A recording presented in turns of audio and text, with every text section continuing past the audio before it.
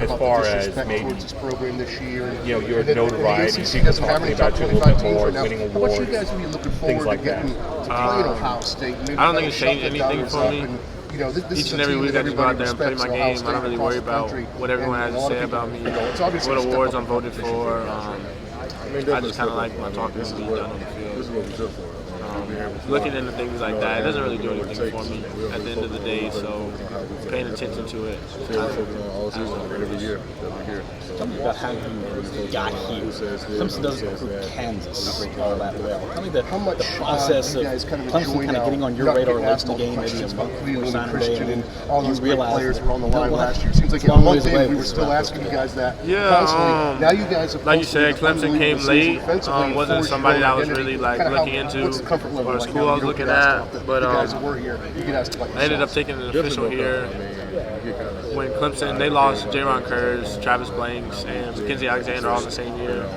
So they needed someone kind of like me, and when I took a visit here, the school just had everything I wanted. This is the kind of program I wanted to be in. The graduation rate, everything, just the football, everything just fell into place. It was everything I wanted within the university.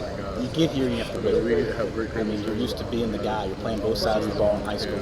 Tell me about the process of waiting to find your spot. What's the biggest difference kind of on the buzz and the atmosphere surrounding this game? At first it was hard. Just growing up, always being that guy. How is it different in the playoffs? It was a little rough, but actually I feel like that year really benefited me. It allowed me to become more of a student of the game and just learning what I need to do, what the people around me did.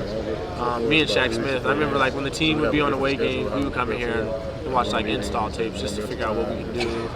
And we just did everything we could to possibly be better, and I think that year benefited me. Last year you could have left, and you didn't.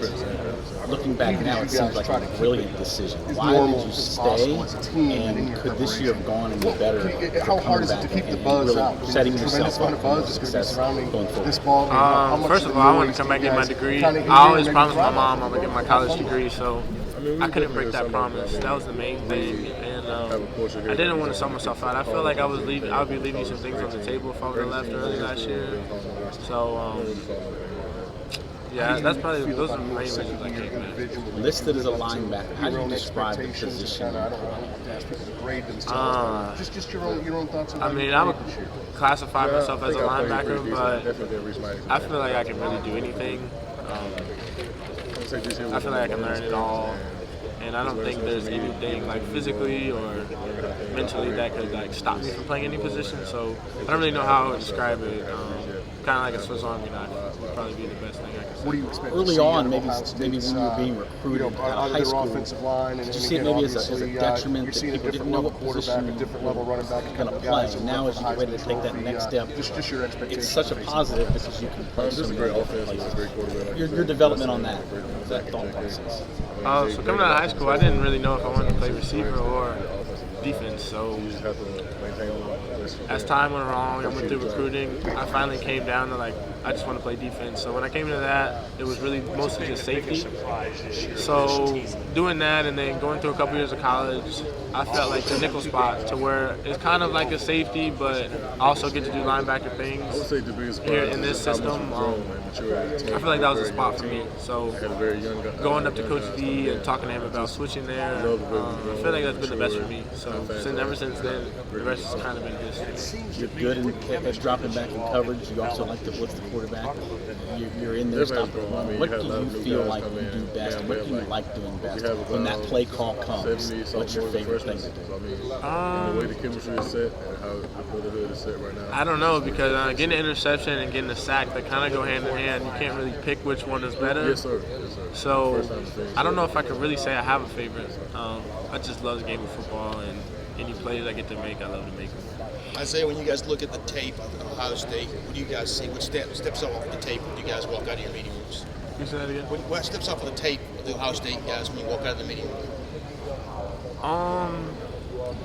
I don't know. I mean, at this point, everybody's good, so you kind of just got to be on your P's and Q's with everything you do and figure out how you're going to make the least amount of mistakes.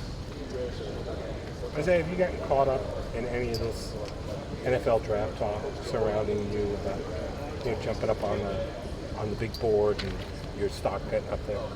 No, not really. I mean, until January 13th is over, that none of that really matters to me. So it's kind of irrelevant. Because me paying attention to that now is going to do what for me? Nothing. So, yeah. So until January 13th comes, I'm not really worried about anything NFL related. Is it hard to tune it out? I mean, not really. Personally, not for me. Yeah. I'm more focused on what I have now in the moment, which is trying to play for a national championship. So it's not really hard for me to block it out at all. You have a lot of